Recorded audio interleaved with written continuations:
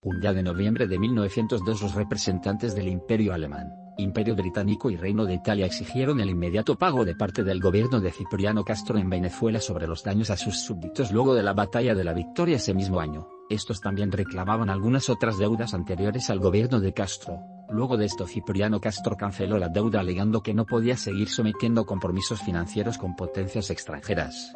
Los británicos, italianos y alemanes luego de la respuesta de Cipriano mandaron varios buques. Los alemanes mandaron al SMS Vineta, el SMS Falke y el SMS Panther, los cuales eran poderosos buques de la armada alemana. Por su parte los italianos mandaron a varios buques de guerra, aunque hasta el momento no se conoce con exactitud cuáles. Finalmente los británicos mandaron 15 buques de guerra, entre ellos destructores y cruceros con cañones y respuesta de bloqueo. Venezuela mientras tanto no tenía grandes recursos marítimos y militares. Apenas estaba saliendo de una sangrienta guerra civil y tenía una muy pequeña marina, lo que causó que secuestros de buques pesqueros y buques venezolanos fueran muy fáciles, sobre todo para marinas como la de Italia y Reino Unido, que eran de las más poderosas de todo el mundo junto con la marina alemana. Aún así la marina venezolana tenía buques como el Bolívar, Miranda, Federación, Augusto, Osum, Totumo, General Crespo, Margarita y Restaurador. Todos estos buques sin ningún obstáculo fueron revolcados y hundidos por la marina alemana, italiana y británica el 10 de diciembre de 1902.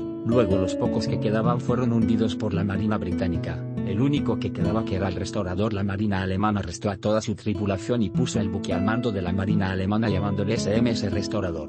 Venezuela se termina quedando sin flota y Cipriano Castro dice: la planta insolente del extranjero ha profanado el suelo patrio. Luego de esto el presidente Cipriano Castro ordena la preparación del ejército contra las marinas de Alemania, Italia y Reino Unido.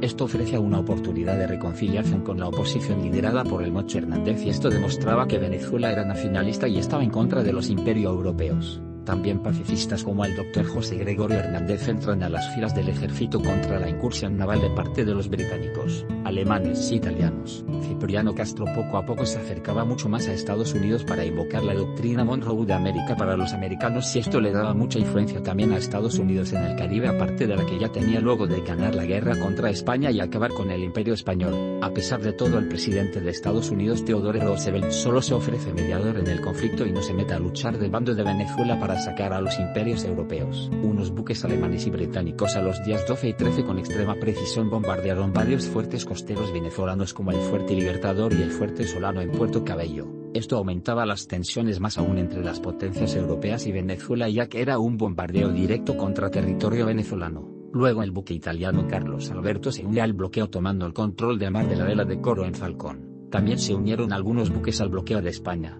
Países Bajos y Bélgica. Luego de un tiempo en Latinoamérica inicia a haber un movimiento de respaldo a favor de Cipriano Castro y Venezuela contra las potencias extranjeras como Reino Unido, Alemania y Italia, aunque finalmente un solo gobierno se puso en contra total de las potencias, que fue el gobierno de Argentina, donde el 29 de diciembre piden un documento doctrinal a las potencias europeas sobre el cobro violento de las deudas ejercido contra estados pequeños e inestables.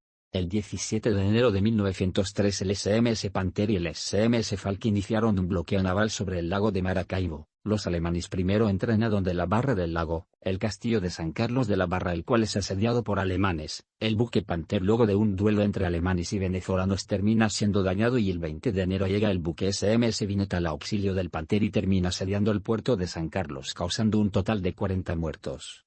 Finalmente el 13 de febrero de 1903 termina el bloqueo naval a Venezuela por parte de las potencias europeas. Todo esto terminó tras el Protocolo de Washington, donde Venezuela usará el 30% de sus pagos aduaneros para poder pagar la deuda total con las potencias europeas. También luego de esto la influencia de Estados Unidos incrementó en la región tras el corolario de Roosevelt, donde Estados Unidos podría intervenir en asuntos internos de Latinoamérica tras faltas graves de Europa. Si les gustó el video los invito a darle al botón de like y al botón de suscripción para que puedas sacar más videos aún como este. Hasta la próxima.